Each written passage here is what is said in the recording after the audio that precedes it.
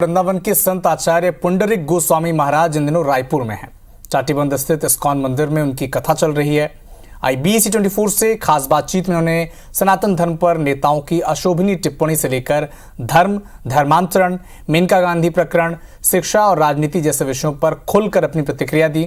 उनसे खास बातचीत की हमारे संवाददाता राजेश राज ने।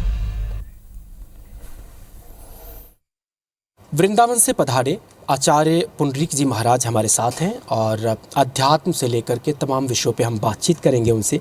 तो सबसे पहले तो स्वागत है आपका रायपुर की तरफ। नमस्कार नमस्कार, जय श्री राधे। कुछ दिनों से हैं आप रायपुर में, इस्कॉन मंदिर में है, कौशल्या माता की धरती है, राम का नलिहाल है। कैसा आभास रहा, कैसा अनुभव रहा? बहुत अद्भुत। मैं तो पहले भी इस तरफ थोड़ा बहुत आया हूँ, आसपास के क्षेत्रों में भी आया हूँ, पर इस बार ये इस्कॉन, क्योंकि ये तो हमारे ही वैष्णव हैं सब लोग, श्रील प्रभुपाद जी ने पूरी दुनिया में जो स्थापना की है, तो उसका एक सेंटर अब रायपुर में बन रहा है। रायपुर का बड़ा सौभाग्य है। हमारे भक्ति सिद्धार्थ स्वामी महाराज, सुलोचन प्रभु, सभी लोगों के परिश्रम से, और सुरेश जी जो इस पूरी संस्था के चेयरमैन ही हैं, उनके नेतृत्व में बन रहे इस मंदिर में, तो मुझे ऐसा लग रहा था, अभी तक तो मैं रायपुर आता था, पर इस बार मुझे ऐसा लगा कि मैं वृंदावन से वृंदावन आया हूँ। ऐसा मुझे अनुभव हुआ, क्योंकि यहाँ राधा कृष्ण की सेवा, भागवत की कथा, तो उसका आनंद बिल्कुल अद्भुत हो गया है इस बार। महाराज जी, सनातन धर्म कहते हैं कि दुनिया का, विश्व का सबसे पुराना धर्म और सिर्फ एक देश, लेकिन आज इतने पुराने धर्म, आपने भी चर्चा में कहा कि इतना वैज्ञानिक दृष्टिकोण, इतनी पुरानी परंपरा, लेकिन उतने ही कटु सवालों से घिरा हुआ। बार बार इसके सामने सवाल खड़े होते हैं। आपके यहाँ जाति प्रथा है, आपके यहाँ छुआछूत है, आपके यहाँ कौन से ईश्वर है, और जो दूसरे धर्म के लोग हैं सोशल मीडिया पे ऐसे सवाल खड़े करते हैं जो सनातन की नई पीढ़ी है वो उनका जवाब नहीं दे पाती है। कैसे ये संकट? तो आप जीवन में अध्ययन करिए। जो प्रश्न करने वाले लोग हैं उनमें भी थोड़ी से अध्ययन की कमी है। युवा पीढ़ी भी अध्ययन करे, और जो प्रश्न कर रहे हैं वो भी विधिवत रूप से अध्ययन करें। हम कह रहे हैं कास्टों में समाज बटा है, तो समाज ऑलवेज विकसित होता है कैटेगराइजेशन करके। कहाँ से ये झंझट?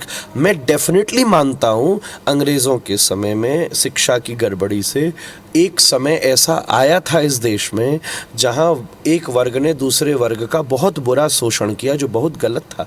और चूँकि अभी जो चुनौती सामने आती है, जब हम देश और दुनिया में, खास करके छत्तीसगढ़ के संदर्भ में देखते हैं, धर्मांतरण एक बहुत बड़ा इशू है, और ऑब्वियसली जो टूट करके दूसरे संप्रदाय में जा रहे हैं वो हिंदू है, सनातन धर्म के लोग हैं।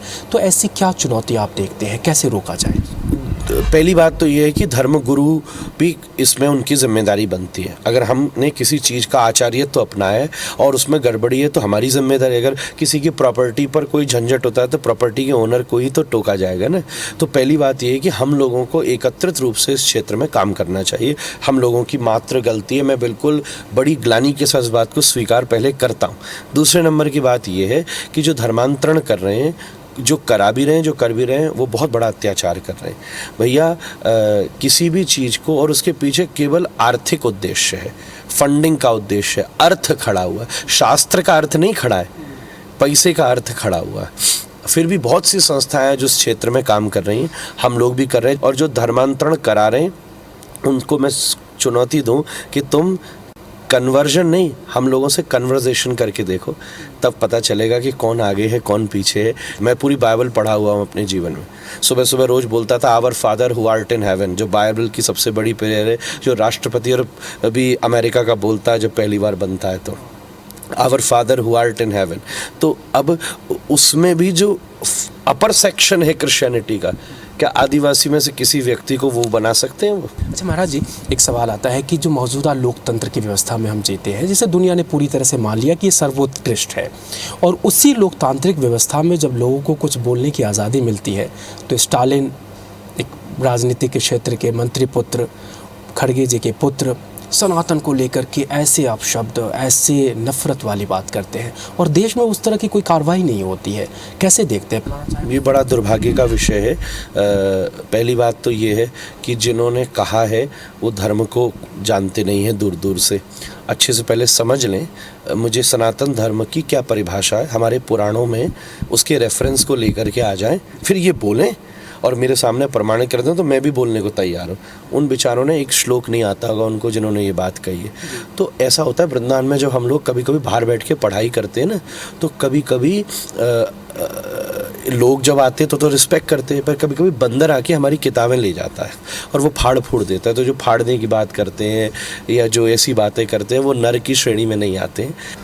एक आखिरी में सवाल पूछेंगे सर कि ये जो मौजूदा शिक्षा व्यवस्था रही, नहीं, बहुत बड़ी चुनौती है ये, और चुनौती धर्म के लिए नहीं है।